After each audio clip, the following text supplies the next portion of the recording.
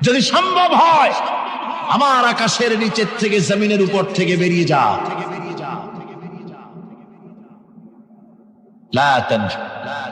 বেরিয়ে যেতে পারবে না।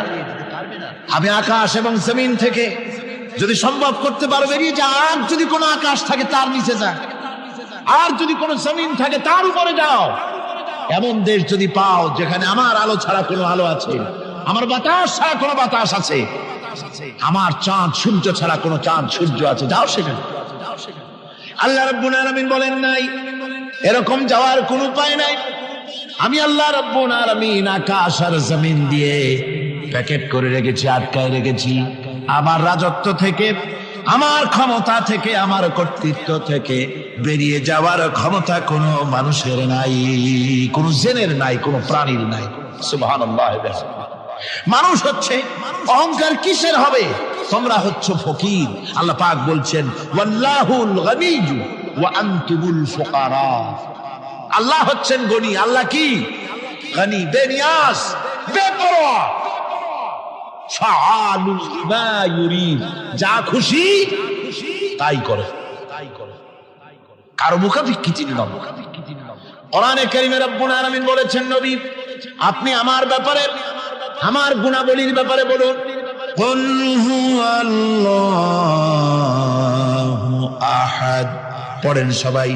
কুল হুয়াল্লাহু আহাদ আল্লাহুস সামাদ লাম ইয়ালিদ ওয়া লাম ইউলাদ ওয়া লাম ইয়াকুন লাহু কুফুয়ান আহাদ।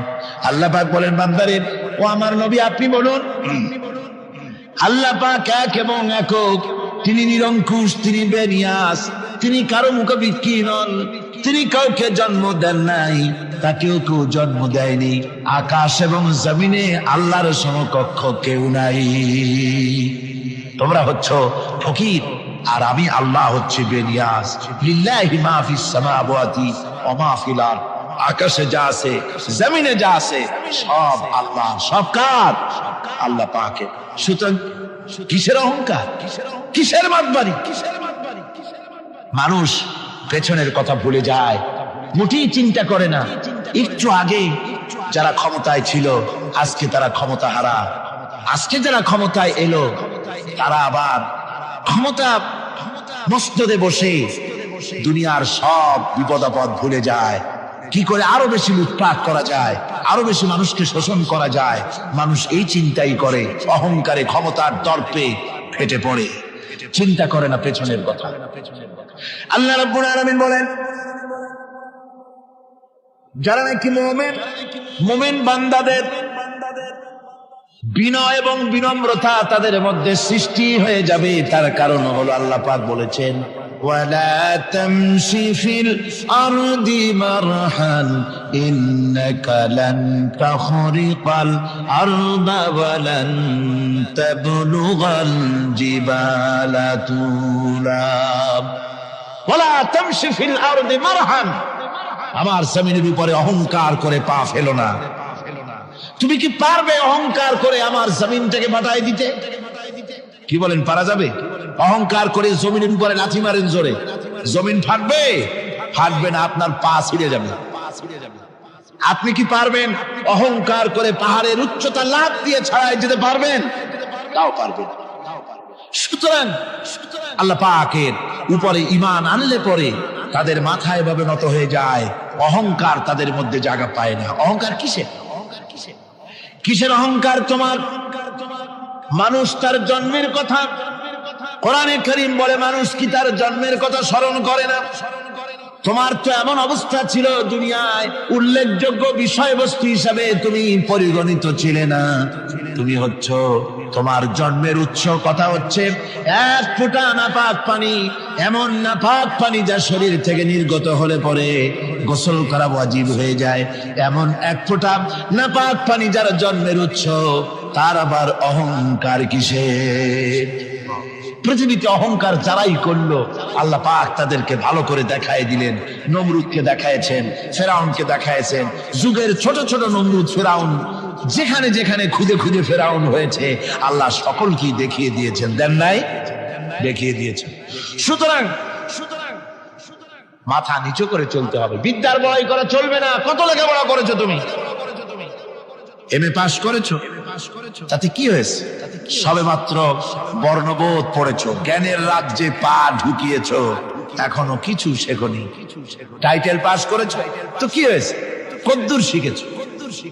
নিউটনের মতো মানুষ মৃত্যুর সময় বললেন, জ্ঞান সমুদ্রের বেলাভূমিতে দাঁড়িয়ে সামান্য বালু কণা নিয়ে নাড়াচাড়া করলাম, অথই সমুদ্রের কিছুই দেখতে পারলাম না। শেখ সাদি রহমতুল্লাহ আলাইহি ইন্তেকালের সময় বলেছেন, মালুম শোধ কি হিচ মালুম না শোধ, সারা জীবন সাধনা করে বুঝিলাম ইহা, যে কিছুই বুঝিলাম না। এগুলি হচ্ছে জ্ঞানীদের কথা। আর কোন রকম ইউনিভার্সিটির বারান্দা দিয়ে 3-4 দিন হাঁটছে, কয় যে সব বুঝি। কি বুঝছো? There is no God. স্রষ্টা বলতে কেউ নেই। পাগল কি আর গাছে ধরে মিয়া? সুতরাং বিদ্যার বড়াই চলবে না, স্বাস্থ্যের বড়াই চলবে না, অর্থের বড়াই চলবে না। অর্থের বড়াই করবে, কত অর্থ তোমার হয়েছে? আল্লাহ যদি ইচ্ছে করেন ব্রেনের মধ্যে, মগজের মধ্যে এমন টিউমার করে দিবেন, মগজের মধ্যে এমন ক্যান্সার করে দেবেন, হার্টের ভিতরে এমন ক্যান্সার লাগায় দিবেন, 14 গোষ্ঠী বিক্রি করলে ঔষধের পয়সা হবে না। পারবে কিনা আল্লাহ কর, জোরে বলবেন পারবেন কিনা? এমন বহুত অসুখ আছে ডাক্তাররা বোঝেই না ঔষধ দেবে কি। হযরত ইউনূস আলাইহিস সালাম মাছে তারে গিলে ফেলে দিল, হতাশায় তিনি হার্ট ফেল করেন নাই। মাছের পেটের মধ্যে যদি কেউ চলে যায়, বেরিয়ে যাওয়ার জন্য কোন ব্যাকডোর আছে নাকি? কোন পালাবার কোন রাস্তা আছে? মাছের পেটের জানালা দরজা আছে কিছু? কিছুই নেই। তিনি হতাশ হলেন না, মাছের পেটের ভেতরে বসে হযরত ইউনূস আলাইহিস সালাম বুক ভরা আশা নিয়ে আল্লাহর দরবারে তিনি ঘোষণা করলেন, লা ইলাহা ইল্লা আনতা সুবহানাকা ইন্নী কুনতু মিনাজ জালিমিন। পড়েন না সবাই, লা ইলাহা ইল্লা আনতা সুবহানাকা ইন্নী কুনতু মিনাজ জালিমিন। হযরত ইউনূস আলাইহিস সালাম বললেন, আল্লাহ তুমি ছাড়া কোনো ইলাহ নাই, তোমার পবিত্রতা ঘোষণা করছি, আমি জালিমদের অন্তর্ভুক্ত হয়ে গেছি। তিনি যখন চিল্লাচ্ছিলেন, মাছির পেটের ভিতরে বসে যখন কাতরুক্তি করতেছিলেন, আল্লাহ বুঝি তখন শোনেন নাই সে কথা? কি বলেন? আল্লাহ বুঝি তখন তন্দ্রায় বা নিদ্রায় ছিলেন না? আল্লাহ পাক কি ঘুমান? তন্দ্রায় যান? লা তাখুযুহু সিনাতুন ওয়ালা নাওম। আল্লাহ রাব্বুল আলামিন বলেন, কোন তন্দ্রা বা নিদ্রা আল্লাহ রাব্বুল আলামিনকে স্পর্শ করে না। হযরত ইউনূস আলাইহিস সালাম যখন মাছের পেটের ভিতরে বসে চিৎকার মারলেন, আল্লাহ পাক বলেন, ইউনূস রে, তোমার ওই ডাক কেউ শোনে নাই, দুনিয়ার কোন রাজা বাদশাহ শোনে নাই, দুনিয়ার কোন বন্ধু বান্ধব তোমারও শোনে নাই, কিন্তু আমি তোমার আরশের মালিক, আমি রব্বুল আলামিন শুনেছি। শুধু শুনি নাই, সঙ্গে সঙ্গে জবাব দিয়ে দিয়েছি। ফাস্তাজাবনা লাহু ওয়া নাজ্জাইনাহু মিনাল গাম্মি। পড়েন, ফাস্তাজাবনা লাহু ওয়া নাজ্জাইনাহু মিনাল গাম্মি ওয়া কাযালিকা নুনজিল মুমিনিন। আল্লাহ পাক বলেন, আমি জবাব দিলাম। মাছের পেটের ভিতরে বেদনা শুরু হয়ে গেল, মাছ আর তলদেশে শুয়ে থাকতে পারলো না, সাঁতরাতে পারলো না, মাছ ভেসে উঠলো উপরে। পেটের যন্ত্রণায় মাছ কিনারায় চলে এসে বমি করে দিতে পারলে যেন বাঁচি, এই অবস্থা মাছের হলো। কিনারায় চলে এলো, বমি করে ইউনূস আলাইহিস সালামকে ফেলে দিল, মাছও বাঁচলো, ইউনূস আলাইহিস সালামও বাঁচলো। আল্লাহ রাব্বুল আলামিন বলেন, মুমিনেরা শোনো, শুধু ইউনূসকে নয়, ওয়া কাযালিকা নুনজিল মুমিনিন। এইভাবে করে মুমিন বান্দারা যদি আমাকে ডাকি, আমার কাছে যদি হাত ফাইলায়, আমি আল্লাহ রাব্বুল আলামিন মুমিনদের এভাবে মুক্ত করে দেই। আল্লাহ পাক বিপদ মুক্ত করে দেন। ওয়া মান ইয়াত্তাকিল্লাহা ইয়াজআল লাহু মাখরাজা, আল্লাহকে যে ভয় করে আল্লাহ তার জন্য রাস্তা খুলে দেন। জোরে কোন সুবহানাল্লাহ। দেখেন ইউসুফ আলাইহিস সালাম, জুলাইখা তাকে আটকায় ফেলেছে ঘরের মধ্যে, তালা দেওয়া, খিল দেওয়া, সিটকানি মারা, পালাবার পথ নাই, চতুর্দিকে উলঙ্গ নগ্ন চিত্র। আর এই সুন্দরী যুবতী নারী জুলাইখা তার প্রেম নিবেদন করেছে হযরত ইউসুফের কাছে। যৌবনে ভরা টকবগে যৌবনের যুবক হযরত ইউসুফ আলাইহিস সালাম, সৌন্দর্যের পিরামিড, বাঁচার কোনো পথ নাই জুলাইখার কুপ্রবৃত্তি চরিতার্থ করে দেওয়া ছাড়া। কিন্তু হযরতে ইউসুফ আলাইহিস সালাম আল্লাহ রাব্বুল আলামিনকে ডাকলেন, হতাশায় ভেঙে পড়লেন না, আল্লাহকে ভয় করলেন, আল্লাহকে ডাকলেন। আল্লাহকে ডেকে আল্লাহকে ভয় করে তালাবদ্ধ দরজার দিকে যখন দৌড় মারলেন, রব্বুল আলামিন আপন কুদরতে দরজার তালাগুলি খুলে দিলেন। ভাইরা আমার, এভাবে করে মুমিনেরা কখনো হতাশ হয় না। ফাইন্না মাআল উসরি ইউসরা, ইন্না মাআল উসরি ইউসরা। মনে রাখতে হবে, দুঃখ কষ্টের সাথে থাকে সুযোগ সুবিধা, আর প্রত্যেক অসচ্ছলতার সাথে থাকে উদার সচ্ছলতা। এর কোনো বিপরীত কখনই হয় না। আল্লাহ রাব্বুল আলামিন এইভাবে করে মুমিনদেরকে বলেছেন যেন তারা হতাশায় ভেঙে না পড়ে। আল্লাহ পাক বলেন, বান্দা যখন আমাকে ডাকে আমি বান্দার একদম নিকটে, তার ঘাড়ের চাইতেও নিকটে। ওয়া নাহানু আকরাবু ইলাইহি মিন হাবলিল ওয়ারিদ। আমি আমার বান্দার সারাত যে রগের উপরে তার মাথা, এর থেকেও আমি আমার বান্দার বেশি নিকটে। সুবহানাল্লাহ পড়ে। আমি তোমার কাছে, আমার কাছে মাপ চাও, যত বড় গুনাহ হোক। ওয়া ক্বালা রাব্বুকুম উদউনি আস্তাজিব লাকুম। তোমার প্রভু তোমাকে ডেকে বলেছে আমাকে ডাকো, আমি মাফ করে দেব। সুবহানাল্লাহ। কত বড় কথা, আমাকে ডাকো, নিরাশ হয়েও না, হতাশ হয়েও না। আল্লাহর গজব বেশি না রহমত বেশি? আল্লাহর রহমত বেশি। হাদিসে কুদসির ভিতরে এসেছে, আল্লাহ পাক বলেছেন, কোন বান্দা যদি আমার দিকে এক বিগত অগ্রসর হয়, আমার রহমত তার দিকে এক হাত এগিয়ে যায়। কোন বান্দা যদি আমার দিকে হেঁটে আসে, আমার রহমত তার দিকে দৌড়ে যায়। বান্দা যখন আল্লাহর দরবারে দুহাত উঁচু করে চোখের পানি ফেলে দেয়, মুসলিম শরীফের হাদিসের ভিতরে এসেছে, গভীর রাত্রে, রাতের তৃতীয় অংশে আল্লাহ রাব্বুল আলামিন প্রথম আকাশে আসেন আর ডেকে বলেন, পৃথিবীতে আছো নাকি কেউ গুনাহ করে জীবন বরবাদ করে দিয়েছো, আমার কাছে মাপ চাও। ঋণগ্রস্ত আছো, অসুস্থ আছো, অপমানিত আছো, কে আছো মাজলুম, আমাকে ডাকো, আমার কাছে বলো, আমি ডাকে সাড়া দেব, জীবনের আশা পূরণ করে দেব। ওই সময় যেই সমস্ত লোকেরা কাঁদে তাহাজ্জুদের নামাজ পড়ে, আল্লাহ জিজ্ঞেস করেন ফেরেশতারা, অমুক অমুক দেশ অমুক অমুক বান্দারা কাঁদে কেন? ফেরেশতারা বলে, রব্বুল আলামিন তুমি তো ভালো করে জানো। আল্লাহ বলেন, জানি, তবুও তোমাদের মুখে শুনতে চাই। তারা বলে, রব্বুল আলামিন তোমার এই বান্দা গুনাহ করেছি, গুনার জন্য মাপ চায়, জাহান্নাম থেকে বাঁচতে চায়। আল্লাহ পাক বলেন, ফেরেশতারা আমার এই বান্দারা আমারে দেখেছে নাকি? বলে দেখে নাই। বলে আমার দোজখ দেখেছে নাকি? বলে না, তাও দেখে নাই। আমার বেহেশত দেখেছে নাকি? বলে না, তাও দেখে নাই। আল্লাহ পাক বলেন, ফেরেশতারা সাক্ষী থাকো, ওরা আমাকে দেখে নাই, আমার বেহেশত দোজখ কিছুই দেখে নাই, শুধুমাত্র আমার নবীর কথা, আমার কোরআনের কথা বিশ্বাস করে আরামের ঘুমকে হারাম করে যেভাবে তারা কাঁদতেছে, সাক্ষী থেকে যাও ফেরেশতারা, আমার রহমতের দরিয়ায় জোশ মেরেছে, আমার ওই ক্রন্দনরত বান্দাগুলিকে আমি আল্লাহ মাফ করে দিলাম। সুতরাং মুমিন বান্দা যারা, আল্লাহর মুমিন বান্দা যারা, এই ইমানের কোয়ালিটি, এটাও হতাশায় নিরাশায় ভেঙে পড়বে না। গুনাহ তো মানুষই করে, গুনাহ হয়ে গেছে, মাফ চাও। তোমার গুনাহ কদ্দুর? তোমার গুনাহ যদি হয় পাহাড় সমান, আল্লাহর রহমত আকাশ সমান। জাহান্নামের কঠিন শাস্তি থেকে বাঁচতে হলে আল্লাহর প্রতি ঈমান আনতে হবে। আর ঈমান আনলে যে কোয়ালিটি গুলি হওয়া উচিত, সেগুলি আমি আপনাদের সামনে আলোচনা করছি।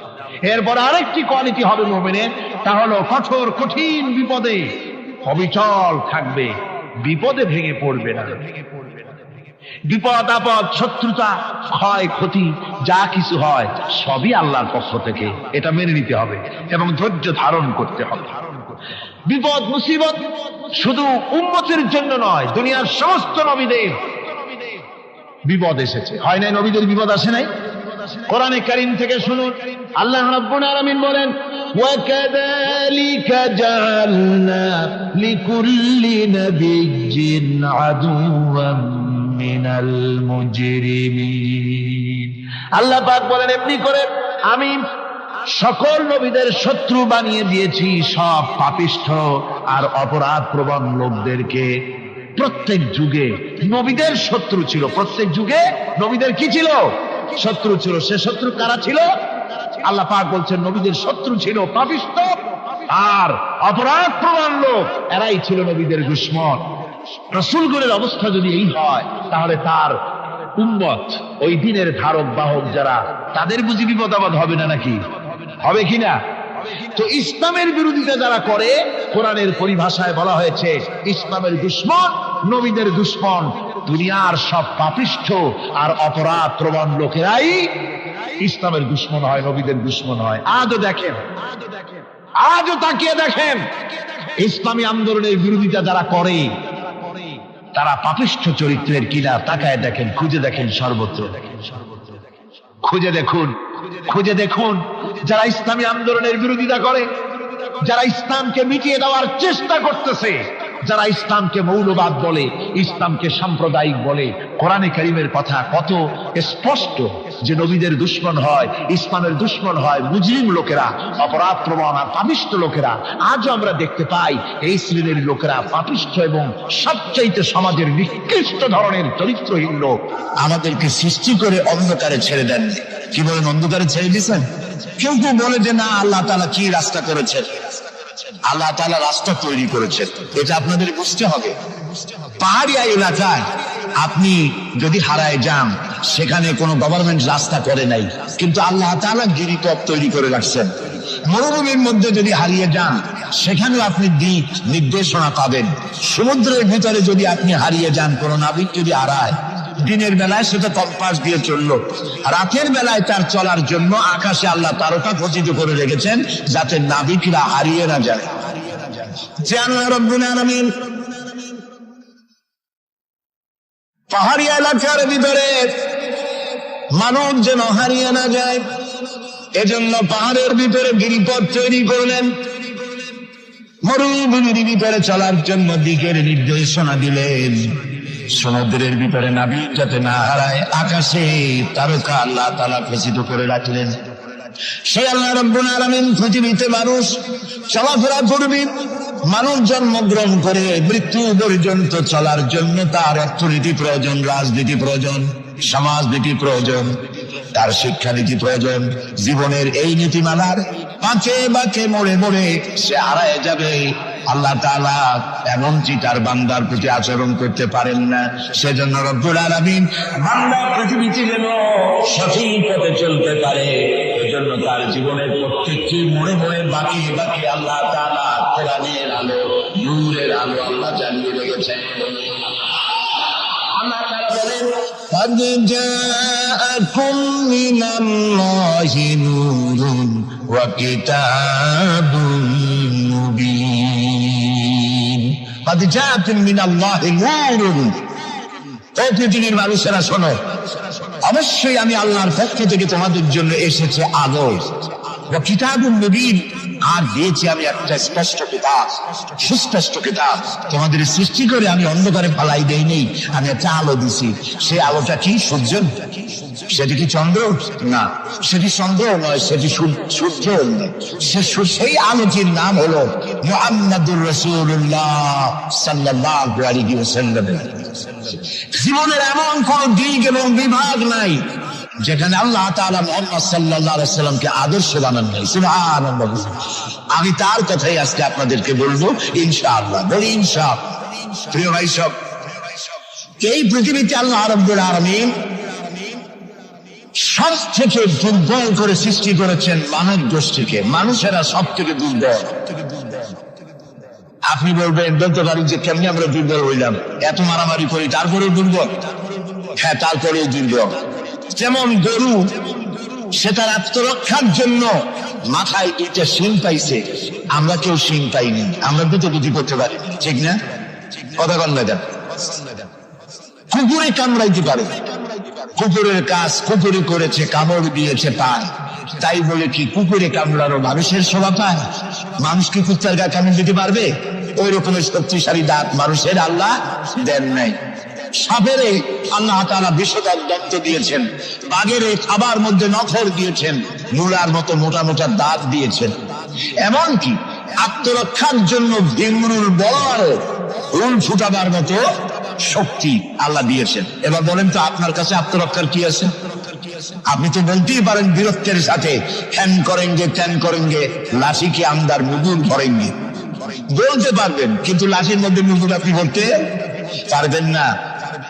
মানুষের কাছে আত্মরক্ষার কোনো হাতিয়ার নাই।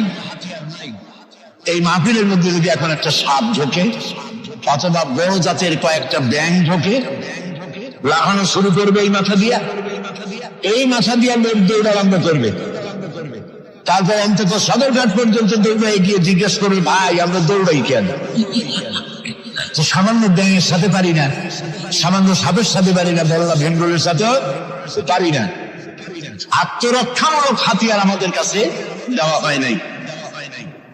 এরপরে এমনকি আমরা চোখে ভালো করে দেখি না, চোখ দিয়েও আমরা দেখতে পাই না। আপনারা বলবেন তাহলে আমরা কি ভেলকি দেখি? না, ভেলকি দেখেন না। আমাদেরকে দেখতে হলে আমরা আলোর সাহায্য দেখি, আলো না হলে আমরা দেখতেও পারি না।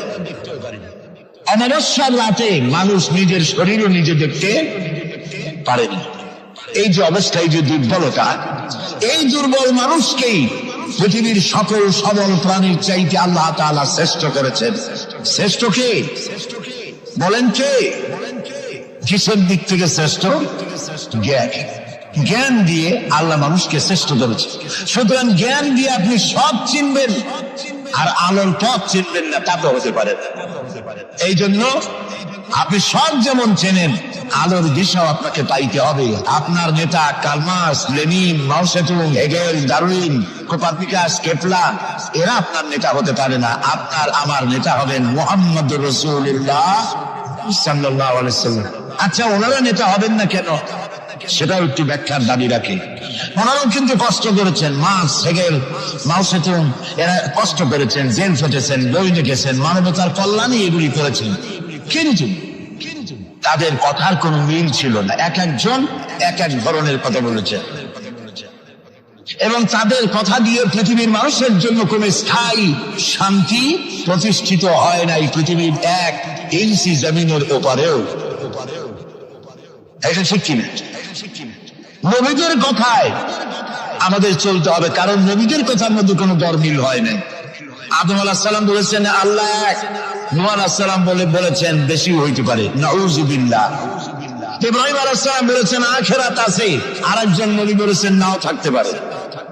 একজন নবী বলেছেন কবর আযাব হবে, আর একজনে বলেন এটা একটা আমার চিন্তায় না থাকতেও পারে। এইরকম নবীদের কথার মধ্যে কোনো ব্যস্কম হয়েছে? বলেন হয়েছে? কেন হয় নাই? কারণ দার্শনিক, রাজনীতিবিদ, ওদের যে শ্রেণী, ওর থেকে নবীদের শ্রেণী সম্পূর্ণ স্বতন্ত্র, এবং দুই শ্রেণীর মাঝে গালফ অফ ডিফারেন্স। দার্শনিক এবং রাজনীতিবিদরা তারা কথা বলেন নিজস্ব মন মস্তিষ্ক প্রসূত জ্ঞান দিয়ে, আর নবীরা কথা বলেন আল্লাহর জ্ঞান দিয়ে। এই জন্য পৃথিবীতে যত নবী এসেছেন সমস্ত নবীদের স্লোগান ছিল একটা। কয়টা ছিল? আদম আলাইহিস সালাম থেকে নিয়ে শুরু করে মুহাম্মাদুর রাসূল সাল্লাল্লাহু আলাইহি ওয়াসাল্লাম পর্যন্ত যত নবী আল্লাহ পৃথিবীতে পাঠিয়েছেন সমস্ত নবীদের স্লোগান একটাই ছিল, লা ইলাহা ইল্লাল্লাহু মুহাম্মাদুর রাসূলুল্লাহ। মুহাম্মদুর রাসূলুল্লাহ নবী করিম সাল্লাল্লাহু আলাইহি ওয়াসাল্লামের সময় রয়েছে, আর বাকি সমস্ত নবীর সময় স্লোগান একটাই ছিল, লা ইলাহা ইল্লাল্লাহ। কোনো ব্যাসকম নাই, সব নবীরা এক কথা বলেছেন। কারণ নবীরা যে কথা বলেছেন সমস্ত কথা আসছে একটা অফিস থেকে। কয়টা অফিস? এবার বলেন তো অফিসটার নাম কি? কার অফিস? আল্লাহর অফিস। এবং একজন মেসেঞ্জার সমস্ত নবীদের কাছে আল্লাহর মেসেজ বহন করে নিয়ে এসেছেন, সেই আল্লাহ কর্তৃক নিয়োগ প্রাপ্ত অথেন্টিক জেনুইন যিনি রাসূল ছিলেন, বার্তাবাহক ছিলেন, স্পেশাল মেসেঞ্জার ছিলেন, তার নাম কি? সুবহানাল্লাহ। পৃথিবীর সবচাইতে বেশি মর্যাদা এবং সবথেকে বেশি সুন্দর করে আল্লাহ তাআলা তাকে এই পৃথিবীতে পাঠিয়েছেন। তিনি যখন পৃথিবীতে আসবেন, পৃথিবীতে কি ছিল? চুরি, ডাকাতি, জেনা, ব্যভিচার, হত্যা, ধর্ষণে ভরপুর নরজাতি। ওই যে বলেছিলাম নরজাতি, এই নরজাতিটারে কেমনে দিতে বানানো যায়, রাসূলুল্লাহ সেই চেষ্টা করলেন। 40 বছর বয়স হেরা পাহাড় থেকে নেমে এলেন। কবি বলছেন, উতরে করে গারে হেরা সে সোয়ে কওম আয়া, उतर कर गारे हेरा से सोए कौम आया और एक नुस्खे किमिया साथ लाया। হেরা পাহাড় থেকে নবীজি নেমে এলেন, সাথে আনলেন পরশ পাথর। নাম কি? ঘোড়া। হেরা পাহাড় থেকে নেমে আসলেন, হাতে আনলেন পরশ পাথর। এই পরশ পাথরের ছোঁয়া যখন লাগলো, ওমরের মতো পাথর সোনার টুকরা হয়ে গেল। সুবহানাল্লাহ। যারা ছিল নারী জাতির ইজ্জত, সতীত্ব, সংগ্রামের জোর, তারা হয়ে গেল নারী জাতির পাহারাদার। কোরআন মরা জাতিকে জিন্দা করছে। আহারে কপাল, সেই কোরআন শরীফ দিয়ে তাবিজ লিখি আমরা। আহারে কপাল। বাংলাদেশে ইমদাদিয়া লাইব্রেরি, ওসমানিয়া লাইব্রেরি, কতগুলি লাইব্রেরি হয়েছে চকবাজার এলাকায়।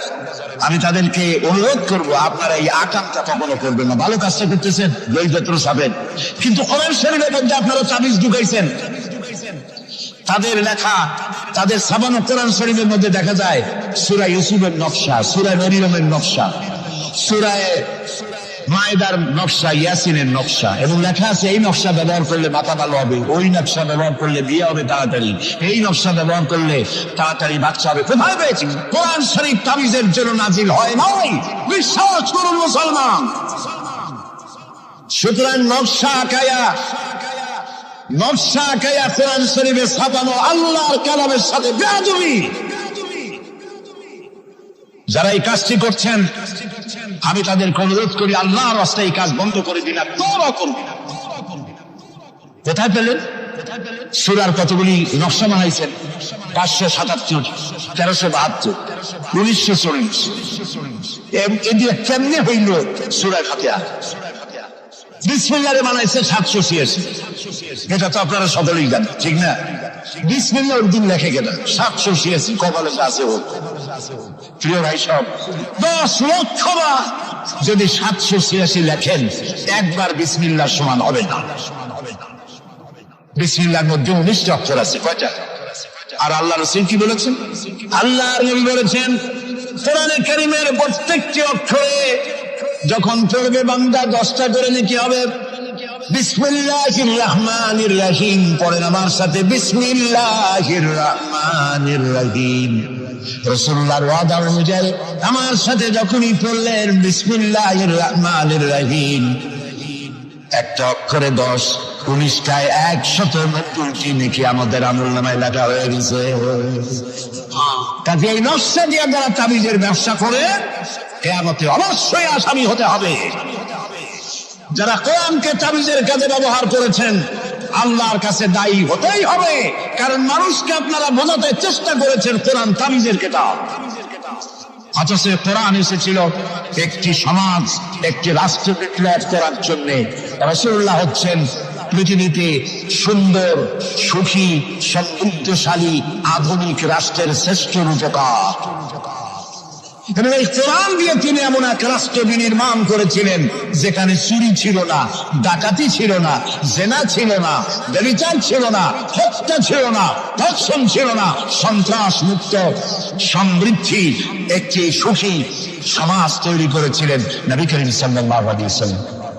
প্রিয় ভাই সব, বড় আফসোস লাগে, সেই কোরআনে শুধু চিমাই খাই, গুটি লাগাই, আর এই কোরআন শরীফ নিয়ে আমরা কাজে লাগাইতে পারলাম না। এটা ঠিক কিনা? কোরআনকে কাজে লাগাইতে পারছি? পারি নাই। কোরআন শরীফ খালি জুলে জুলে পড়ি। দেখেন, রমজান মাসে আমাদের দেশের লোকেরা দেখতে পারে, ভাই তোমার বাড়ি কি হয়েছে জানি না, আমার পুতের বউ সাপ খেতেন, আমার মেয়ে ক্লাস 9-এ পড়ে, ও 3 খেত, ওর মায় 13 খতম, আর আমি নিজে এমনি খতম। আপনি প্রতিযোগিতা করে কোরআন শরীফ খতম করবেন, এই জন্য নাজিল হয়েছে কোরআন শরীফ। আপনি কি বিশ্বাস করে? কোন কোন সাহাবী সূরা বাকারা শেষ করতে সময় লেগেছে 2 বছর 3 বছর। কেন পড়তে পারতেন না তিনি? সময় লাগলো কেন? এই জন্য সময় লেগেছে। এক একটি আয়াত তারা তেলাওয়াত করেছেন, শুনতেছেন তো? এক একটি আয়াত তেলাওয়াত করেছেন, অর্থ বুঝেছেন, ব্যাখ্যা বুঝেছেন, জীবনের উপরে আমল করেছেন। এরপর আরেকটা আয়াত পড়েছেন, বুঝেছেন, আমল করেছেন, তারপরে আরেকটা পড়েছে। এইরকম করে করে কোরআন তেলাওয়াত করে জীবনের উপরে আমল করার পর সাহাবীরা যখন রাস্তা দিয়ে হাঁটতেন, মানুষেরা দেখতো যেন কোরআন হেঁটে যাচ্ছে। আরে আজ পৃথিবীতে আমরা মাইল খাবো না কেন? আমি তো বলি বুশের মতো আরো 2-4টা বুশ আসা দরকার। মাইল আমাদের খাওয়াই দরকার। দুনিয়ার সব জাতি চেনা যায়, মুসলমান চেনা যায় না। প্রিয় ভাই সব, নবী করিম সাল্লাল্লাহু আলাইহি ওয়াসাল্লাম এই ফরজ পাথর নিয়ে আসলেন। ওমর আসতেন রাসূলকে হত্যা করতে। চিন্তা করেন, নবী হত্যা করতে আসে কত বড় জায়েল। সেই ওমর আর ওমর ছিলেন কি হইলেন বলেন? গিয়ে সোনার ডায়মন্ড হয়ে গেলেন। আল্লাহু আকবার বলেন। আমার রাসূল বললেন, আমার পরে লা নবিয়্যা বা'দি ওয়ালা রাসূলা, আমার পরে নবী হবে না, রাসূলও হবে না। কিন্তু আমার পরে যদি আল্লাহ কাউকে নবী বানাতেন, ওমর অবশ্যই নবী হয়ে যেতেন। আল্লাহু আকবার। প্রিয় ভাই সব, ওমর রে জাহালাত থেকে কয়লার খনি ছিল ওমর, সেখান থেকে ডায়মন্ড বানাই দিল আল্লাহ তাআলা। কি দিয়ে বানাইলেন? কোরআন। আমরা কিন্তু এর কাছেও যাইতে পারলাম না, খালি চুমা দিলাম আর তাবিজ বানাই ডলাই চলাইলাম। এই কোরআন শরীফ আমরা একটা কাপড় দিয়ে পেঁচাই রাখি। আমাদের ঘরে কাপড় দিয়ে কোরআন অনেকের বাড়িতে পেঁচানো আছে, আছে না? এই কাপড়টা যদি মাটিতে পড়ে যায়, যদি তাও লাগে, তাহলে আমরা আটকে উঠি, ঠিক না? কাপড়টা উঠাই কি করি? চুমা দিই। একটা কাপড় আর তো কিছু না, এখানে তো টেবিলেও কাপড় আছে, আমার পায়ের তলেও কাপড় আছে, আমার পরনেও কাপড় আছে, ঠিক না? আপনাদের আছে না? এগুলো পাও লাগবে তো আমি আটকে উঠি না। কোরআন শরীফের সাথে যে কাপড়টা ছিল ওটা পড়ে গেলে পাও লাগলে আটকে উঠি, এবং অপরাধ বোধের সৃষ্টি হয়, ঠিক কিনা? কেন হয়? কারণ এই কাপড়টা কোরআনের সাথে কিছুদিন জড়ানো ছিল। কয়েকটা দিন কোরআনের সাথে জড়িয়ে থাকার কারণে একটা কাপড়ের টুকরার ইজ্জত যদি বাড়ে, ইজ্জত যদি বেড়ে গেল, যাদের জন্য কোরআন নাজিল হইল ওদের ইজ্জত বাড়লো না। আমাদের ইজ্জত বাড়ছে। আমাদের ইজ্জত যদি বাড়বে, তাহলে এরাকে বুশেরা আমাদের মারে কেন? আমাদের ইজ্জত যদি বাড়ে, তাহলে শ্যারন প্যালেস্টাইনে আমাদের মারে কেন? আমাদের ইজ্জত যদি বাড়ে, তাহলে কাশ্মীরে ভারতের কাফের সরকার আমাদের মারে কেন? আলজেরিয়ায়, বসনিয়ায়, চেচনিয়ায়, এরিত্রিয়ায়, সারা পৃথিবীতে আমরা মার খাচ্ছি। তাহলে কি এই কথা বুঝবো যে কোরআন থাকবে যে জাতির কাছে, কোরআনের কারণেই তারা মার খাবে? আল্লাহ কি বলে শুনি।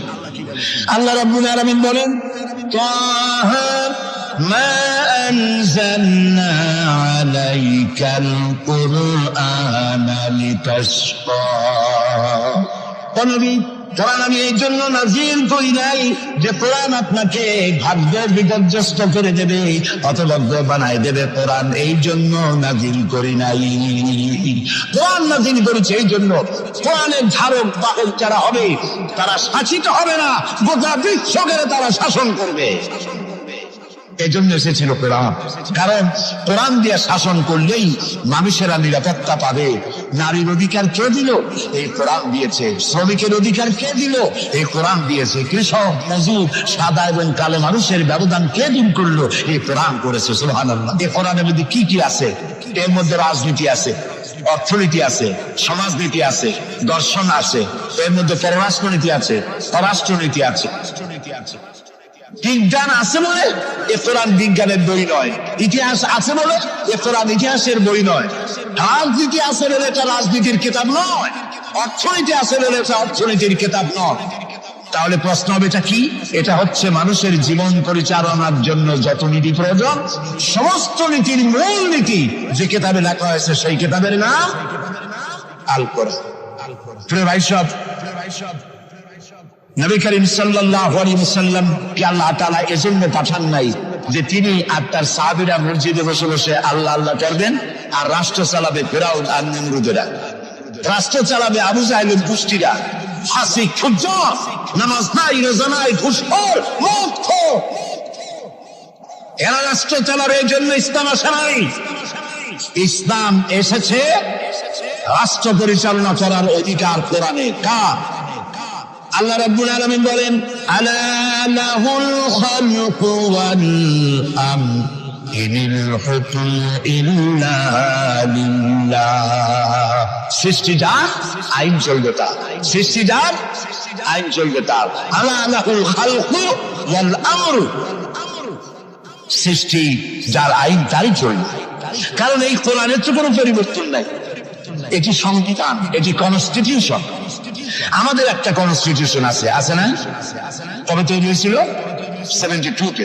1972 সালে বাংলাদেশের সংবিধান রচিত হয়েছিল। আজকে 2004।